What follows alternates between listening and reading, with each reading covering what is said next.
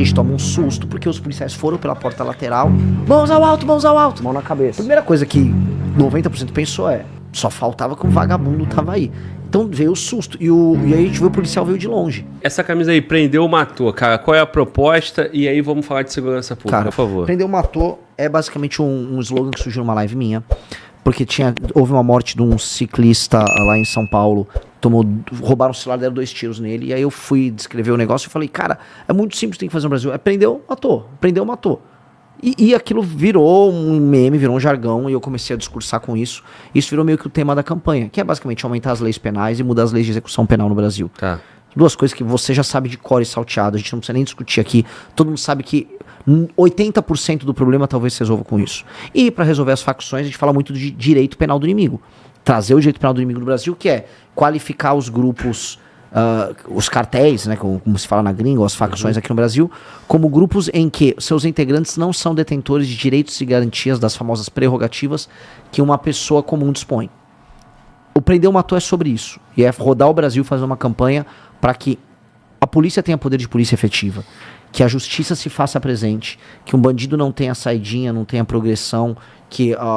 Cara, é tão óbvio, assim, eu tô aqui num podcast que fala disso, todo mundo sabe a resposta, e a gente tá só simplificando para as pessoas a resposta, para que qualquer cidadão entenda.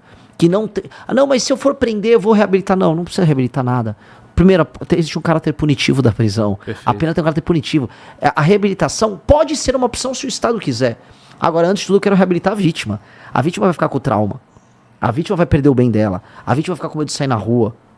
Eu quero reabilitar a vítima. Perfeito. Depois, se valer a pena, eu discuto se eu reabilito o apenado. Que ele tem que cumprir pena, ele tem que pagar um preço por isso. E as leis brasileiras, elas foram para um caminho, para discussões sociológicas e jurídicas que não valem a pena. Que é o problema do estudante de direito. Eu fiz faculdade de direito na USP. Nunca as pessoas discutiam pena sob o prisma do caráter punitivo. A gente estava sempre pensando assim, não, como eu vou agora reabilitar? Direito carcerário. Isso é uma maluquice. Sim, concordo. E aí a gente tem que pegar todas as derivadas desse assunto. Por isso que a gente começou a ir atrás desses lugares ao redor do Brasil que estão dominados pelo crime organizado. E aí entra a experiência do Ceará. A experiência do Ceará foi isso.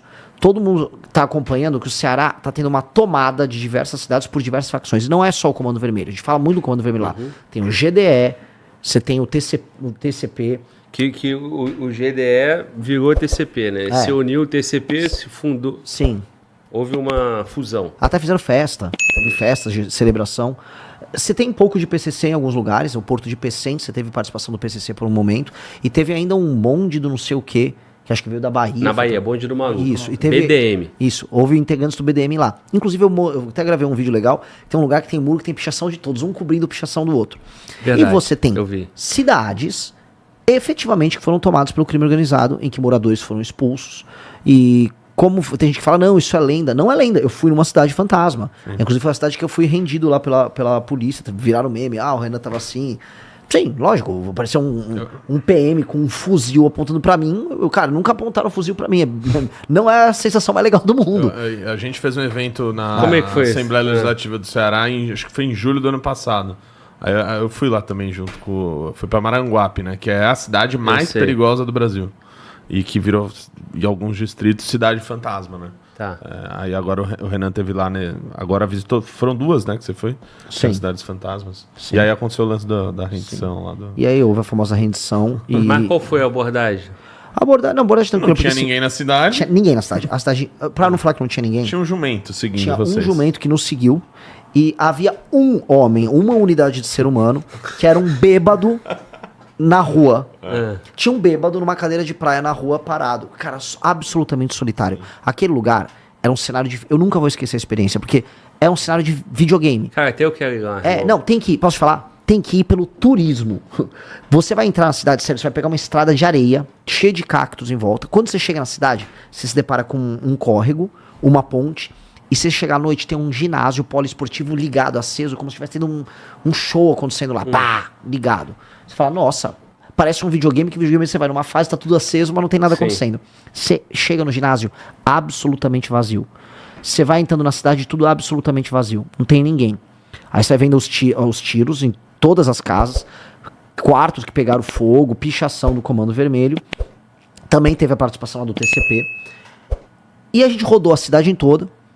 E aí, dentro da escola, foi colocado um carro de polícia. Então a gente foi e tinha filmado, tem um carro de polícia aqui.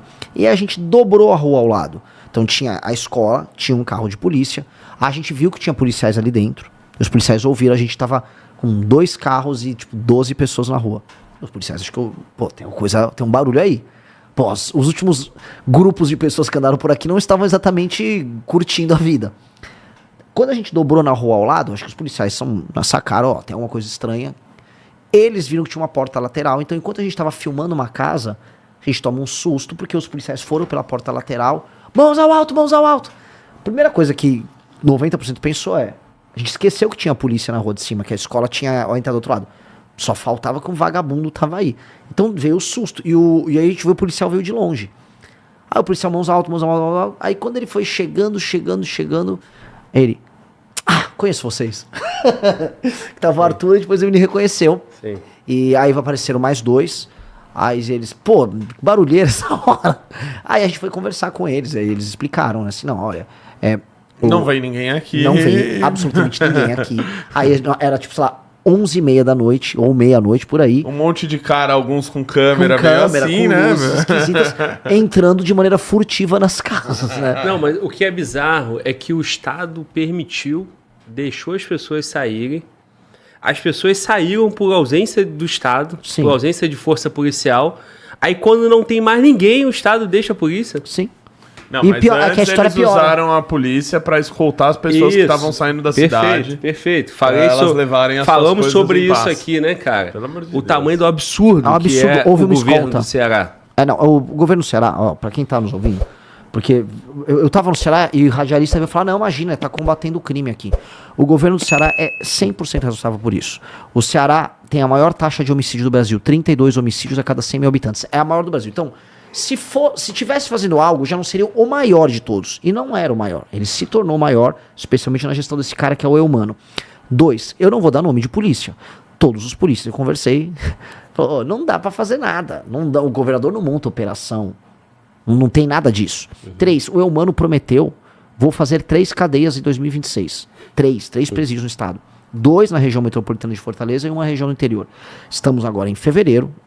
Se alguém acha que no ano de 2026 vai ser entregue, nem sabem a cidade que vai fazer. Não vai. Então, óbvio que não vai fazer. Então, não vai fazer. A polícia não consegue tocar uma operação. Não há coordenação do tipo, envia as viaturas para essa cidade. Porque dá para saber fácil. Tem uma cidade chamada Santa Quitéria. O prefeito de Santa Quitéria foi afastado porque ele usou o Comando Vermelho para espantar as pessoas e ganhar a eleição. O que eu tô falando sem medo de ser processado. Espantar não, Renan. Para as pessoas obrigarem a votar nele. Porque é espantar com o Comando Vermelho. É que algumas foram expulsas da cidade. Ele usou o Comando Vermelho para extorquir o voto das pessoas, para poder, forçar o voto das pessoas, para poder, garantir o voto das pessoas. É isso. É muito mais do que isso. É pior. Assim, a eleição foi decidida pelo Comando Vermelho. Sim. E ele premiou, ele deu prêmios em carro com meta. O Comando Vermelho, conforme tinha resultados, ele ganhava meta. Então ele deu carros de presente pro Comando Vermelho. Veio um time do Rio de Janeiro, saiu daqui do Rio, foi lá pra Santa Quitéria pra ajudar na eleição. E ele ganhou a eleição. Aí ele ganhou a eleição, ficou tão descarado que aí o Ministério Público tirou ele. E aí a população de Santa Quitéria falou, como assim? Vai ter eleição suplementar? Elegeram o filho dele. Então o filho do cara tá eleito. Aí eu fui falar com as pessoas na rua, todo mundo, tem um problema aí com alguma coisa. Ninguém tem coragem de falar, todo mundo tem medo. E eu entendo, a população tem medo. Normal, né? Tem até o vídeo, eu, o Arthur e a galera, nós entramos na prefeitura. Foi o puxa-saco do prefeito. Não, veja só. O babão. Não, veja só. Não existe isso. Mas não existe Comando Vermelho? Não, ninguém nunca ouviu falar disso aqui. Eu falei, mas... E o processo derrubou o prefeito? Aqui nos autos, o prefeito foi derrubado. Tem mensagem de WhatsApp dele com o Dé30, que é o cara do Comando Vermelho. Isso é coisa da oposição. Os caras ficam inventando aí do prefeito, mas ele foi caçado por isso. As provas existem. Não, talvez tenha, mas também ninguém consegue garantir. Todo mundo fala o que quer. Aí eu... O que você acha do Comando Vermelho? Eu não tenho nenhuma opinião sobre o Comando Vermelho. Funcionário da prefeitura que era vereador na cidade. Pilantra, vagabundo. Fugiu, saiu correndo e fugiu. Chamaram a polícia, a gente foi embora ali. Quis chamar a polícia, mas nem adianta chamar muito a polícia em Santa Quitéria, porque a polícia não fica em Santa Quitéria, porque o prefeito não quer que tenha polícia em Santa Quitéria.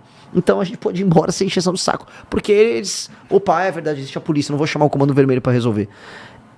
Sobral. Fui pra Sobral. Sobral, cidade modelo do Ciro. Uma boa cidade, vou ser justo. Dito isso, existe na periferia de Sobral, no Nova Caiçaras, uma coisa que eles chamam de faixa de Gaza. Existe a favela do CV e um antigo condomínio de prédios, blocos construídos pela prefeitura, do PCC. Na Meiuca, um lugar que eles trocavam tiro, que é a faixa de Gaza, que é zona de ninguém. Uhum.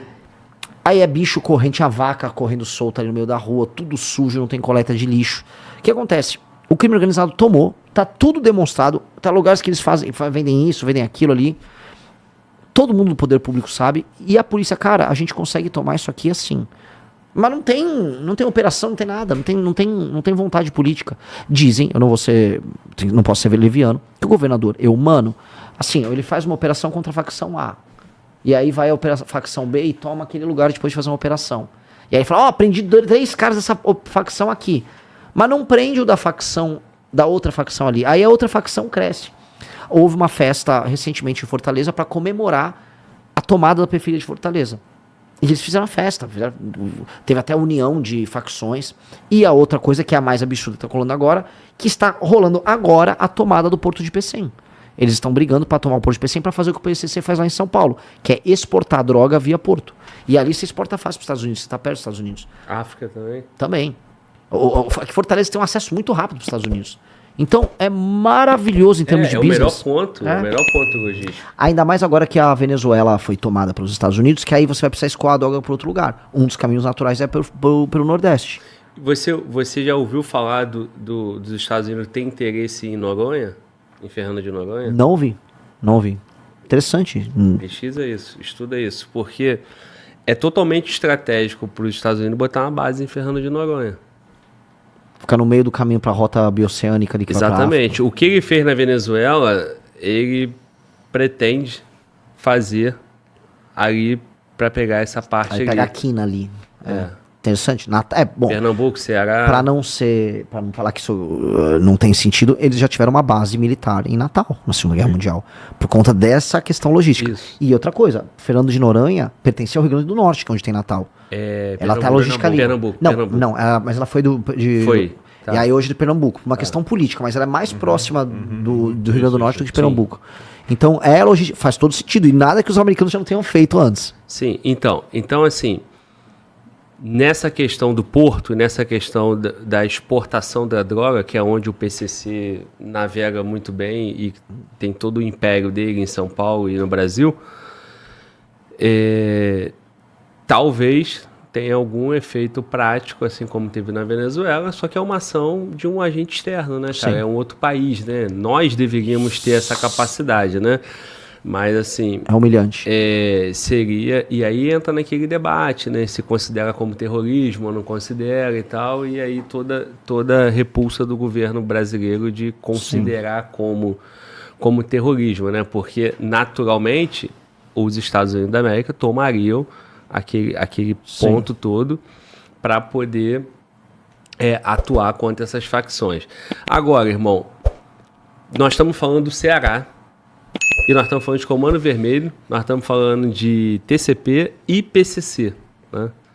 E o bonde lá também da Bahia. Mas é que eles são pequenos, né? Eles são irrelevantes. Assim, sim, eles não têm um poderio para segurar a guerra. Por que acontece? Na Bahia, você já foi lá, caiu dentro na Bahia também, na questão da criminalidade? Sim, vai ser um dos estados que eu vou visitar provavelmente em maio. Então... Mas é um dos piores. Lá na Bahia, cara, você tinha muitas gangues. Né? Muitas, que elas vão se aglutinando para se manter. Então lá tinha CP, Comando da Paz e Bonde do Maluco. Facções locais que mandavam na Bahia. O Comando Vermelho chega, incorpora o CP, e aí o Bonde do Maluco precisa de uma outra força, né? Maior, multinacional, né? Para poder dar a logística. Aí fica, ora é PCC, ora é TCP. Mas, em todos os cenários do Brasil, você tem as facções do Rio e de São Paulo dominando. Santa Catarina tem uma facção relevantes para Santa Catarina. Mas você vai ter o braço do PCC nesses estados. Essas são as guerras proxy, que você arruma um agente que representa o seu interesse ali. Mas assim... Tipo, a guerra da Ucrânia, em grande medida, é China versus Estados Unidos. É como se o Comando Vermelho, cara, ele fosse lambendo o Brasil inteiro e se apropriando da estrutura local, né? Aí ele vem e implanta, né, uma estrutura maior nos moldes que eles já são expert. Aí o braço político é o braço principal disso, né, cara? Porque o Nordeste está tomado pelo Comando Vermelho. Sim. E o por partidos de esquerda também. Que estranhamente são muito lenientes com isso. Sim. Não, assim, estranhamente eu tô sendo leve. Demais. O Comando Vermelho tem ONGs que fazem lobby no governo do PT, todo mundo sabe disso. E em todos os governos estaduais do PT no Nordeste, há uma clara leniência ao Comando Vermelho. E não é que eles não são bacanas com o PCC, é que claramente eles são lenientes com o crime e especialmente lenientes com o Comando Vermelho. E é nítido que há uma espécie, não digo uma parceria, mas nítido que tem algo aí. Não, mas é o seguinte, irmão, você pega o Comando Vermelho, é muito natural, porra. O PT abre a boca, tudo que o PT abre a boca pra falar em questão de política criminal, agrada os caras. É óbvio. Então, tipo assim, o que nós não sabemos que rola nos bastidores, nos contratos, nas prefeituras, porque isso a gente precisa do próprio Estado para poder trazer isso à tona, o próprio discurso de campanha, o próprio pensamento político, de política pública para essa área, tudo atende a eles. É lógico. Tudo atende a ele. Aí depois vai vir a segunda camada, que é as coisas funcionando. Aí a ONG, aí você chega no Ministério da Justiça, né, comandado pelo Flávio Dino, aí você tem... as políticas públicas saem de lá. Aí você tem a dama lá do CV, né, que era a esposa, dama do tráfico. Que é outro programa. Sabe qual é o estado que está implementando pena justa de maneira mais acelerada? Ceará. Inclusive eu estava numa rádio e o radialista petista estava narrando, não, e no pena justa agora vai haver um... Pois é. Comemorando que estava soltando bandido no Ceará. Pois é. Então, que engraçado que há uma deliberação do STF com esse governo, cria um programa pena justa e aí estão os governadores do PT lutando para implementar rápido. É óbvio que, assim, eu tenho que ser cuidadoso, porque eu sou pré-candidato. Dito isso, é fácil das pessoas entenderem o que a gente está falando. É lógico que tem algo aí, e esse algo aí, um presidente tem que pegar, investigar e botar todo mundo em cana. Porque claramente tem uma relação, todo mundo tá vendo a relação. Gente, a Marielle participou, a Aniele Franco participou do filme do Pro Comando Vermelho. A Aniele participou, o Barroso participou do filme. As mesmas pessoas dessa ONG participavam do Grito, que é um filme que tá na Netflix, pró-bandido, que é a base. O filme é a base do que virou depois o Pena Justa. Que o Pena Justa vamos soltar tem violação de direitos humanos na cadeia. Aí tá o Marcinho, o VP e o Marcola, estão violando meus direitos humanos. E um monte de intelectual de esquerda falando, estão violando direitos humanos. E aí estão soltando gente do GDE no Ceará com base nisso aí. Pra gente entender a relação de causa e efeito. No Brasil inteiro, né? Agora, esse é o diagnóstico, a solução. Para quem está assistindo. A solução de maneira clara. A solução é mais fácil, a gente imagina. Mudança nas leis penais, mudança nas leis de execução penal. A gente fala muito de lei penal, mas as de execução penal são mais importantes que as leis penais. 2, dar poder de polícia, atuar com as polícias de maneira coordenada. 3, um presidente para fazer rápido tem que chegar lá, botar um estado de defesa para você poder entrar nas casas e retomar os territórios.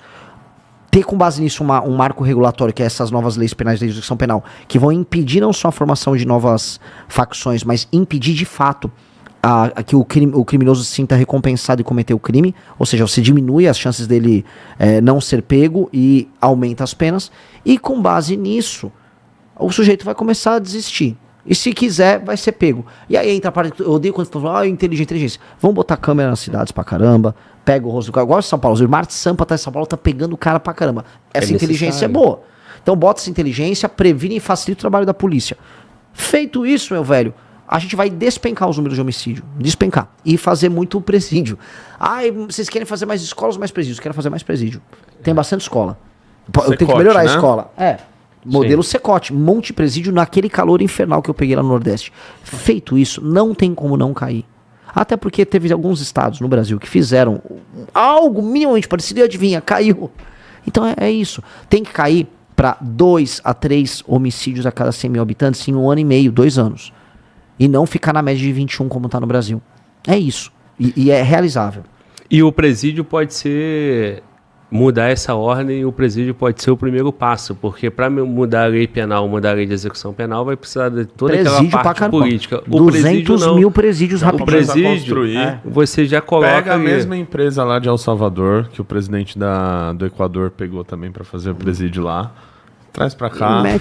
Exatamente. E outra coisa, 1.000 vagas por ano. Essa porra não muda nada, irmão. É uma estrutura de presídio sem aqueles flu-flu que...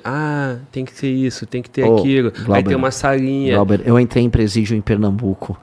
Só celas individuais com televisão de plasma. Então, cara... De plasma, não, de LED. Isso demora, né? Agora, se você faz um quadradão daquele que cabe 100 caras, sim, igual... Uma caminha individual para cada um. É igual o Secote? Uma caminha para cada um. 156 por celão cela. Comum, 156 por cela, uma cama para cada um e luz ligada o dia inteiro, carboidrato à vontade no almoço. Sem colchão. Sem colchão. Aí pronto, aí vão ficar... Aí que você vai ver como reabilita. Quanto custa isso? Barato? É barato. É rápido. Acho que foi 60, 50. Cara, não foi muita coisa. É rápido. E mais, você se torna autossustentável porque você põe os caras pra trabalhar. Aí você vai ver como reabilita o cara. O cara tá reabilitado rapidinho. É de facção rival? Foda-se. Você vai aprender a conviver lá. Senão você vai se matar? Que pena. E outra coisa, eu quero ver se matar com um monte de polícia que tem ali. Vai tomar pau e vai aumentar a pena deles. Essa coisa que a gente fica caracterizando. Não, olha, você é dessa facção, quer dizer que você reconhece a existência da facção. Isso. A gente não reconhecerá mais a existência da facção. Você tem que preencher lá, né? Como se fosse que loucura isso, cara. Põe teu RG aí, exatamente. É a facção que você pertence. Isso viralizou pro Brasil quando prenderam a MC Pose, o Luan, que os caras vão lá e colocam, né? CV. Exato. Então, assim, cara, é difícil. Bom, senhores, irmão, obrigado. Não, eu te agradecer, maravilhoso. Eu sei que